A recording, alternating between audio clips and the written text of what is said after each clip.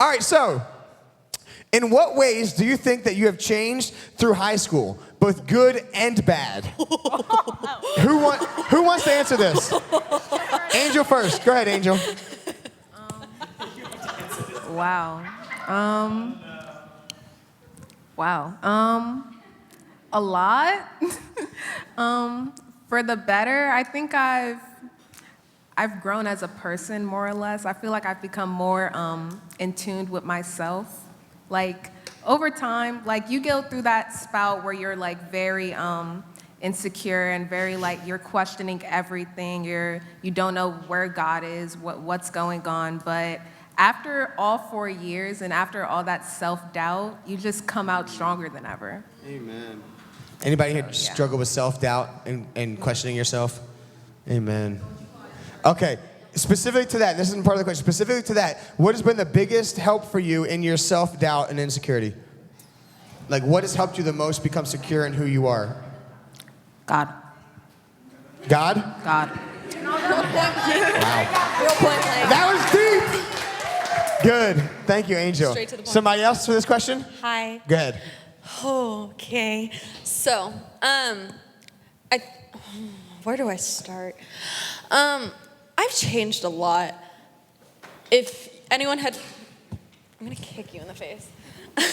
So if anyone had known me in 6th grade, I was a complete mess. My mom is the children's pastor here, and so I was always striving for perfection.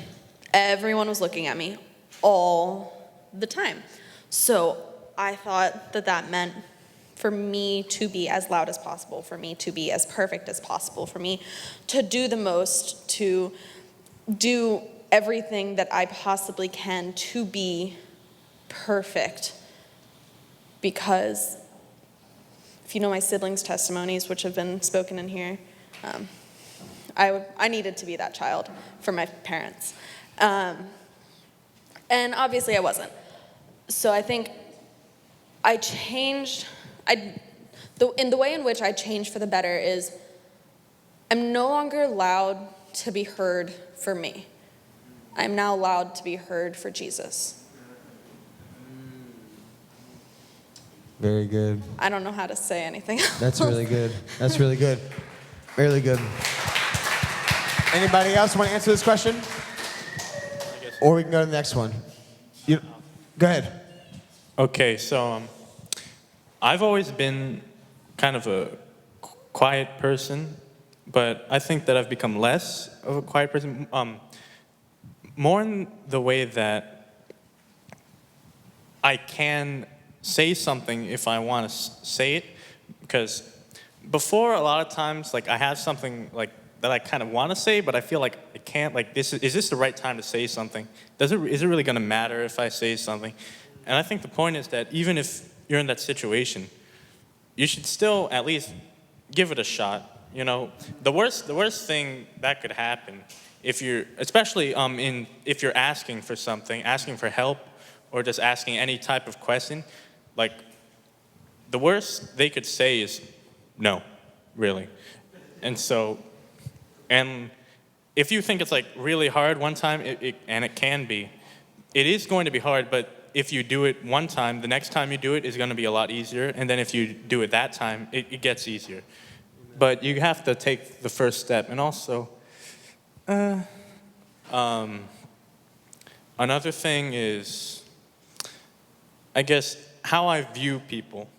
Because part of, I guess, being quiet is that if you, I talk to people a little bit less than some other people, and so it kind of meant that I was a little bit more judgmental than I probably should have been, which has changed, thankfully.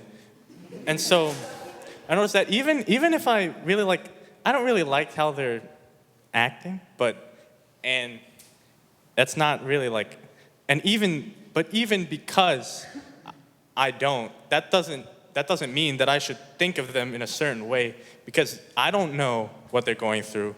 I don't know anything except what I'm seeing with my own eyes.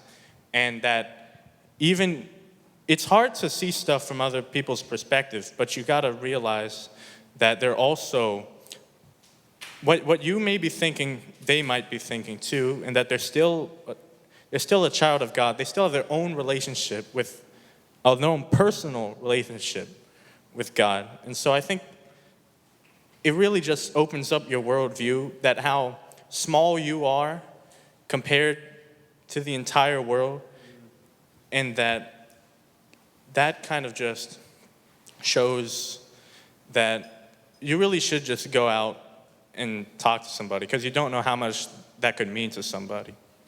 Amen. That's very good. Very good. Good wisdom.